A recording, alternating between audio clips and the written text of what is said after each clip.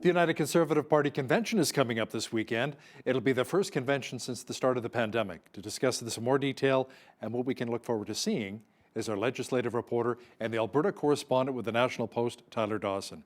Tyler, this one may actually be a performance review or to some extent a referendum on Premier Jason Kenney's performance. I think that's one way that this convention can be looked at. So this is the first time that all the party members have, come together in one room to, do the schmoozing part of it. You can vote on policy proposals and things like that by Zoom, but you really can't sit down and talk about the future of the party and the prospects for the party in the same way. So it's going to be a fairly big deal. There's a lot happening, sort of in the UCP backrooms, shall we say, and both publicly and privately. And there's going to be a number of things sort of happening this weekend that you can look at and perhaps take as a barometer of Jason Kenney's performance, whether that's elections for people on the party executive, whether that is reform to the sort of process by which a leadership review can be forced. There's going to be a couple sort of smoke signals going up, I think, that politics watchers are going to be looking at very closely this weekend in Calgary. And it's going to be an interesting one. There's no doubt about that. If for no other reason than everyone's going to be in the same room at the same time for the first time in quite a while. I could just see the temperature of that room rising quite a bit here. Now, Tyler, Premier Kenney is facing an earlier call for leadership review. It was set for April of next year, but constituency associations have passed a resolution calling for it to be held March 1st. Why hold it early? Yeah, well, there's a number of things going on here. So the first is sort of that a lot of the push behind this earlier review is from some of the people who are really unhappy with Jason Kenney and want his leadership review done early, partially to force him out. So this sort of goes back to several weeks ago when there was this big fight over leadership. The party ended up setting a review for early March. Or sorry, early April. And then but the constituency associations, if 22 of 81 of them pass identical resolutions, they can, in theory, force a leadership review earlier. So that's what they've done. And they want it before March 1st. And they want to have it at sort of this special sort of meeting so that it's open to more of the party's grassroots as opposed to just those who are attending a convention, and also for some other practical reasons in terms of avoiding, for folks who are calving or seating, to make it easier for them to participate, things like that. So a number of reasons, some of them sort of openly political, some of them a little more practical, behind this push to have an earlier leadership review. But the one thing I should say is I don't think we're going to see that this weekend, unless there's some crazy change in things that I'm completely unaware of. It won't be this weekend. It'll be at some point in the next 6 months or so. But let me ask you something. At this point, who within the UCP would be strong enough to really lead the party outside of Kenney? Who would be even strong enough to defeat NDP's Rachel Notley? Would it be maybe Finance Minister Travis Taves? Yeah, and there have been a few names bounced around, in conversations and things like that. And Travis Taves is obviously one of them. You've a bit of an issue sort of with some of the handling of the pandemic stuff and who has been associated with it. So, in theory, let's say Tyler Shandro was a possibility for a Kenney replacement. Well, he also was wearing some of the political damage from the handling of the pandemic, whether you're a critic on the left or the right. So that does make it sort of tricky for finding someone who could lead the party either in an interim capacity or in a long-term capacity. Someone like Rick McIver comes to mind, been around for a very long time, could be an interim leader, but whether or not someone like that would want to be the next leader is a completely different question, I think. Now, a man who was once in the running to be the leader of the UCP, Brian Jean, is poised for a comeback. He's running in Fort McMurray to replace Lila Goodrich, who ran for the federal Tories. Now, is there a bit of an issue, however, because he may want to run for the UCP and has spoken openly about toppling Jason Kenney? Absolutely. It's a rather difficult situation all around, let's say. And so he's running for the nomination to run for the UCP in that constituency. But of course, he's not actually the only person. There's another fellow, Joshua Gogo, who is running against Brian Jean in that. So they are sort of in this head-to-head fight for signatures and things like that to get the nomination to even contest this by-election. And there's been a little bit of controversy there. A post, for example, from Brian Jean referring to his opponent as a Nigerian economist that caused quite a bit of controversy. And of course, there's this other side of it that you mentioned, which is his very outspoken criticism of Jason Kenney. And I can't imagine there's very much appetite in the party, sort of central party apparatus to have a critic of that caliber and firepower, getting that nomination and then, being yet another thorn in Jason Kenney's side. Tyler, many Albertans are tired of hearing of the fourth wave of COVID-19, and now Alberta's top doc, Dr. Dean Henshaw, is warning of a possible fifth wave. When will this end? Are we going to be talking a year from now about the 25th wave? It wouldn't surprise me one bit.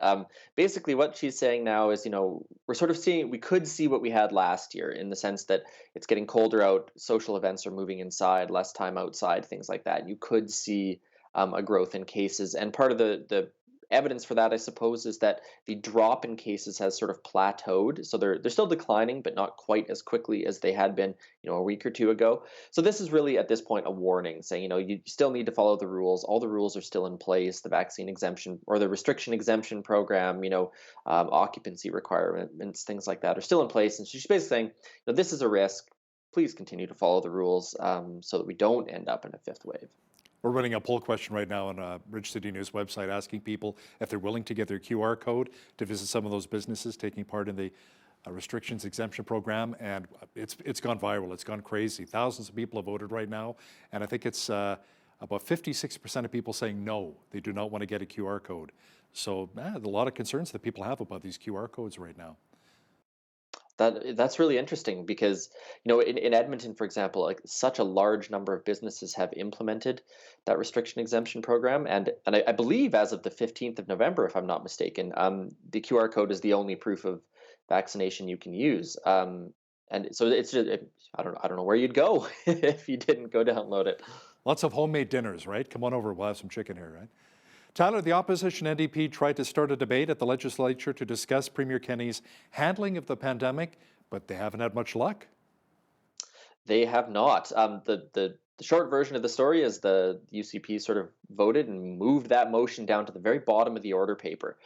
So basically, what that means is it may come up eventually, but it's sort of contingent on getting through all this other business first, and might not happen before the legislature rises for sort of the Christmas break. Of course, the NDP furious about this, saying it's a sign of cowardice that they're running away from this debate, and they don't want to have their record questioned and things like that.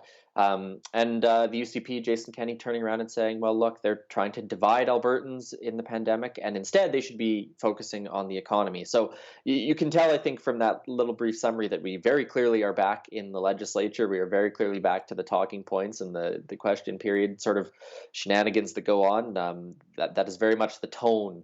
So that's just worth noting on that front. Let's circle back to the economy here. Now, ATB Financial is predicting that Alberta will be back to pre-pandemic levels of employment by June of next year. Now, it's not quite the boom times that we're used to, but still a solid economic recovery. The recent Amazon deal and a boost in oil prices is really helping Alberta to see the largest growth in the country next year. Do you think this will help the UCP? Well, that's a great question, and I think it probably will. I mean, it's hard to imagine it not, right? Things are so dire for the UCP right now in so many ways that any economic boost is going to be a very good thing. There's a few things to note on some of the economic forecasts. The first is that Alberta contracted the most out of anywhere else in the country, with the exception, I think, of the Northwest Territories in terms of economic performance last year. So basically, there's a lot of room to grow. The other thing is that pre-pandemic levels is important, of course, because Alberta has not exactly been booming since 2014, 2016 in that sort of time area. But there clearly is a recovery on the horizon. The question a little bit is, when is that going to come? How big is that recovery going to be? And what is that actually going to look like in terms of, is this going to be an oil and gas driven sort of mini boom this time? Is it going to be something else? But that's a long way of me getting around to saying that this absolutely is going to benefit Jason Kenney. It's absolutely going to benefit the UCP. Obviously, still at a risk. We just talked about the fifth wave. Who knows? Something could go sideways. There could be a new variant. Not to fearmonger too much, but lots of factors, I think, going into the next sort of year and a half of Jason Kenney's premiership going into the election. But the economy, of course, was always one of the really, really big questions. So it's very notable to see these sort of predictions coming out from analysts. When you talk about the Alberta economy, obviously down here in southwestern Alberta, it's very much about agriculture. Calgary, right here, it's more about the energy sector, oil and gas. What I found interesting about Calgary is the new mayor, Jyoti Gondek, declaring a climate crisis, climate emergency. Is it that? What's going on? What's your take on that? Well, I think it's in large part has to do with younger voters. I mean, I am just speculating on this, but I think there is a generation of younger people, and not even that young necessarily, like sub 25, for whom climate change is sort of the issue for them as voters, as political animals, let's say. And to some extent, I think Jyoti Gondek is reading the winds of change a little bit and looking at some of the voting demographics and the people who supported her and those sorts of questions and making these sorts of determinations. And the other thing, the maybe more practical side of this is Calgary needs to fill those office towers. They need investment, and maybe the next big investment isn't going to come from an oil and gas company. It'll come from somewhere else. So, a couple possible explanations for it, but I mean, there's absolutely no doubt that it was a jarring thing to hear from the mayor of Calgary. Yeah, maybe they're looking to diversify, not put all your eggs into the energy basket right now. Because I look at all of the empty office towers right now, the high vacancy rate in downtown Calgary. Now let's talk about the $10 a day childcare deal that Alberta signed on to. The $3.8 billion plan will create about 40,000 daycare spaces and secure $10 a day daycare over the next 5 years. But sadly, Tyler, it's not condition free like Quebec's. That's right. So some of the conditions basically, well, it's more condition free than some of the other deals. Let's maybe start there. The original call from the Liberals was for this to be basically not-for-profit daycare spaces, and there has been some wiggle room on that in this Alberta deal that it might cover some for-profit spaces. It doesn't cover sort of unlicensed spaces, whether that's nannies or grandparents or something like that. So there's not sort of the full level of flexibility basically that the Alberta government had been asking for. But this was, I think, one of those things that Jason Kenney simply could not avoid, could not push back on too hard. I think it's one of those things. Certainly in my life, that the young moms that I know, this is the issue for them. Nothing is more important to them than $10 a day daycare. So I think for Jason Kenney on this front, probably any deal is a good deal. Whether or not he got everything he wanted, of course, the NDP is saying, "Well, look, this is the deal that we proposed months ago. This was our idea, and this is what we ended up with." So I do think you'll probably see a little bit of jostling, let's say, on that, and it could be a little bit of an election issue. And I would just throw that prediction out because, of course, this isn't going to happen overnight. As you said, this is sort of a 5-year plan. So if we look, a year and a half down the road, and then we say, how many of those 40,000 daycare spaces have been created? Well, all of a sudden, if it's not that many, that's an election issue for the UCP. All of a sudden, if it is a lot, that's great for the UCP, and they can campaign on that. So we're about at that point, I think, in the governance cycle when everything you can kind of look at and say, how is that going to affect them as we come into election season in a year and a half or so. What's interesting as well is how Premier Kenney said this is just recycled Alberta money anyway, equalization payments money coming back to us here. Tyler, Alberta has been promised a public registry where you can search for if a teacher has been suspended. There are also some other reforms being discussed in terms of speeding the disciplinary process. Tell me more about that. Right. So, this is just another one of those pieces of legislation that the UCP is sort of chugging away on a little bit in the background. And it's basically going to be a searchable record of teachers going back to like 1957 or 1954, something like that. That's going to go up online, and you'll be able to search for whether their license has been suspended or canceled. And basically, the argument for it is that it's a sort of a transparency thing, an accountability thing. Parents can have more confidence. And also, trying to improve some of the reporting. So if there's a complaint about a teacher, they will have to report it to Alberta Education in a slightly different and quicker way, I believe.